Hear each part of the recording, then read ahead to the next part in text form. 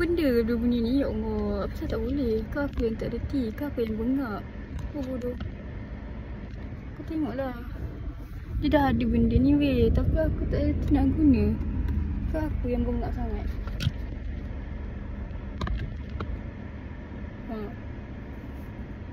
Hai guys, sekarang saya tengah tunggu Puteri sebab kita nak pergi hantar beasiswa sebelum punya borang. Kita ada 5 minit je lagi. Lepas tu tak pukul 5. Tapi sekarang 4.55 weh. Tolong, macam mana ni? Weh, kelakar je duk weh. Sebenarnya kita rasa bernasib je. Tak tahulah. Sempat kini ya Allah ya Rabbi ya Karim. Takut aku. Mana Puteri ni? Pukul 5 guys. Puteri tak sampai lagi guys. Lima nak buka kunci. Weh nak nangis. Weh. Salam, kita dah sampai di Hepa.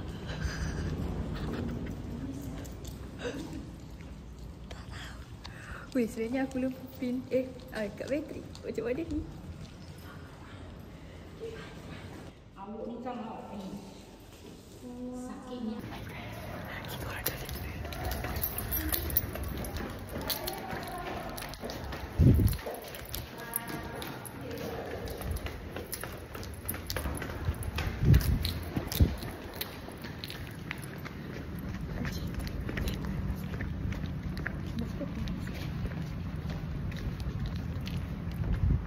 Kami berjaya!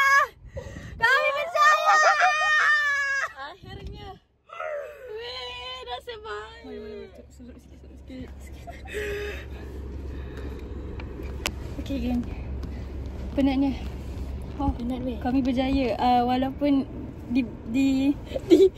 diperli, dimarahi dan segala dia.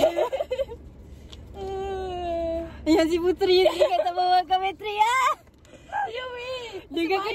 Dia kena foto state sendiri. Weh lawak lah. Okay, tak apa.